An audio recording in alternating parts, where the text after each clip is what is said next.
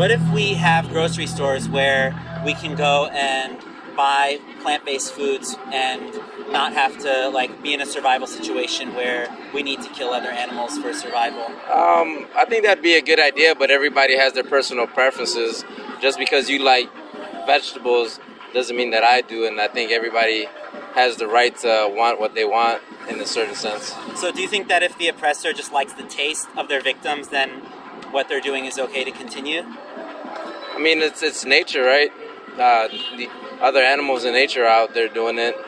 Yeah, I mean, other animals, though, they also, they do a lot of things that we don't point to what they do in any other circumstance other than this defense of eating other animals, right? We don't mimic, like, when lions meet each other, what they do when they meet each other, or the fact that other animals are sexually violating each other. We don't say to a judge, hey, this was okay for me to sexually assault someone because lions do it, right? Exactly. So maybe it's not such a good idea to appeal to nature, right? Because bad things happen in nature. Oh yeah, and we're humans. We're at a different level of intelligence, and that's why we can separate some stuff like that.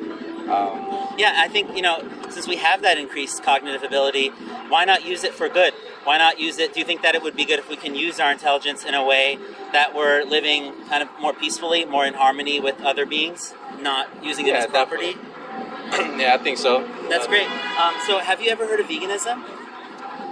Yes. Okay, great. So I'd like to give you, I know you're with your family and, it's a busy day, so I'd like to give you a leaflet with some more information if I could. Okay, awesome.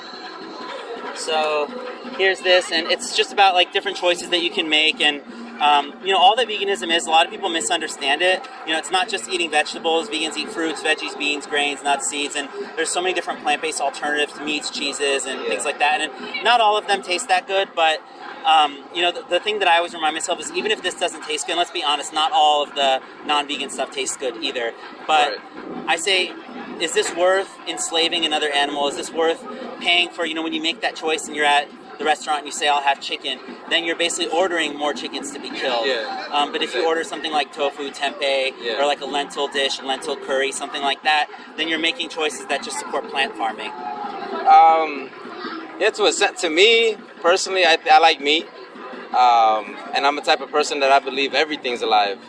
I believe, in a sense, even plants are alive. And plants think and they survive. They know how to survive in nature. So everything, to me, has a life. Yeah, plants are alive. It's the same concept. Just because the plants, doesn't seem as gruesome to cut down a plant or chop a fruit off, or I think at the end of the day, it's all the same.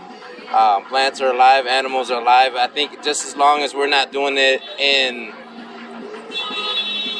a sense that we're not feeding people or not using the meat what it's intended to be used for. If you're growing it to feed people, that's something different than if you're just growing it just for the sakes of having animals encaged and killing them or something like that. I believe if you're going to be using it and consuming it, that it's okay. So let me address the plants thing, because plants are very much alive. They grow, they're living organisms. Yes. The difference between plants and animals, including humans, is that plants don't have what's called sentience. So they don't have the ability to perceive and perceive pain or perceive the world around them. Like, for example, if there's a dog, if you think of a dog, for example, there's someone inside. There's a, if you will, there's a soul. That's not something I can substantiate, so I'm not making that as a hard claim. And that's we don't know what plants think. You don't know if they hurt.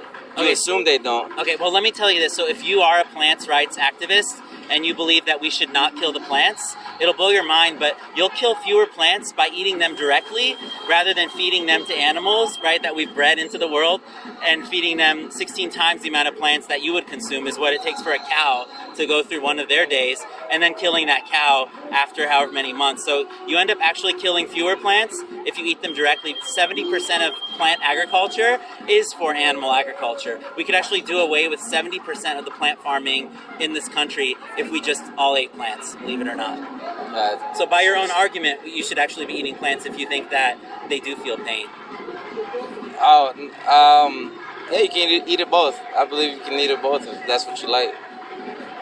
I just think that, it's not our place to choose who should live and who should die when others are sentient, when we know that they have the capacity to have emotions. They're capable of love. You know, they have families. Plants are essentially all genetically like one plant, one seed, one crop. It's all the same genetically. But with animals, each one is an individual. Right. Each one, when they die, they can never come back. They have a story that's entirely unique to themselves. So it's just, you know, something to think about.